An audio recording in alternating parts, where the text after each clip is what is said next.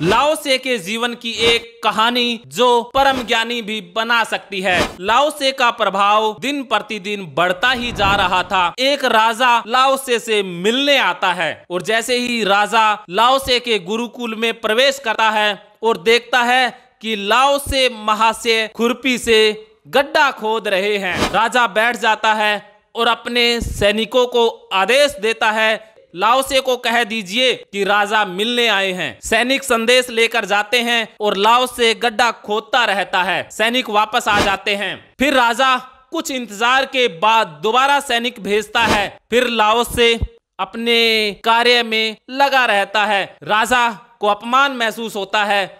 वो खुद अपमानित महसूस करता है कि ये तो बेइज्जती होगी सिपाहियों के सामने, अपने ही लोगों के सामने। सैनिक फिर से संदेश लेकर जाता है और लाओ से कहता है कि राजा साहब क्रोधित हो रहे हैं, वो आपसे मिलने आए हैं।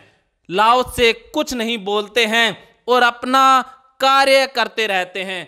गड्ढा खोदने के कार्य में खोए रहते हैं। तभी सैनिक वापिस आ जाता है। राजा इस बार बहुत हैरान हो जाते हैं और उनके पास इंतजार करने के अलावा कोई मार्ग भी नहीं था।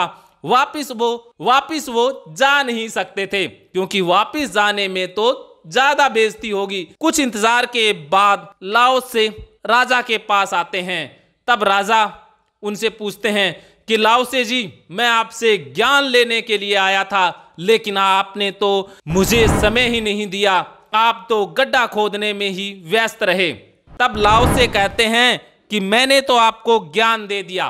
तब राजा कहते हैं, ये कोई बात हुई? ना मैंने अभी तक कुछ पूछा है, ना आपने कुछ बताया है, तो ज्ञान किसे दे दिया? तब लाओ से कहते हैं कि आपने देखा कि मैं क्या कर रहा था। तब राजा कहते हैं कि मैंने देखा कि आप गड्ढा खोद रहे थे। तब लाओ से कहता है कि नहीं, आपने मेरे शरीर को देखा, लेकिन क्या आप वो देख पाए कि मैं गड्ढा खोदने की क्रिया हो चुका था? मैं गड्ढा खोदने में ही खो चुका था। मैं था ही नहीं, बस गड्ढा खोदने की एक क्रिया हो रही थी। गड्ढा खोदना ही हो रहा था, वही ज्ञान था। मैं उसी कार्य में खोया हुआ था, ध्यान मेरा लगा हुआ था। और एक तरफ आप हैं जो यहाँ पर बैठे थे, बेचैन हो रहे थे। आप बिल्कुल मन से परेशान हो गए थे, हिल चुके थे। आपका मानसिक संतुलन पूरी तरह से बिगड़ चुका था। राजा जब ये बात सुनता है तब राजा कहता है, हाँ वाक्य में ही मैं यहाँ बैठ करके बहुत परेशान हो रहा था और आप गड्ढा खोदने की क्रिया में खोए हुए थे। तो यही ज्ञान है कि हम जिस भी कार्य को करें उसमें खो जाएं, डूब जाएं। जैसे आप इस वीडियो को देख रहे हैं, इस वीडियो को देखने में और सुनने में डूब जाएं। यही असली कर्ता रहित कर्म है, यही वो क्रिया है, यही बीइंग है, यही आनंद है। परम अवस्था यही है। आप पढ़ाई करते हैं, पढ़ाई करने की क्रिया हो जाएं। आप गाड़ी चलाते हैं, गाड़ी चलाने की क्रिया हो जाएं। आप कोई भी कार्य करते हैं, चाय पीते हैं, खाना खाते हैं, बस वो क्रिया हो जाएं।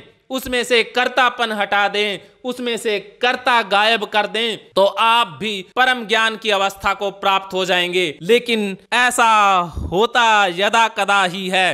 ज्यादातर तो आप घर में होते हैं तो मन ऑफिस में होता है, ऑफिस में होते हैं मन पता नहीं कहां कहां होता है। जहां पर मन होता है वहां शरीर नहीं होता, और जहां पर शरीर होता है वहां पर मन नहीं होता। लेकिन जहां मन शरीर सब कुछ एक ही जगह हो जाता है, वह परम ज्ञान की अवस्था है।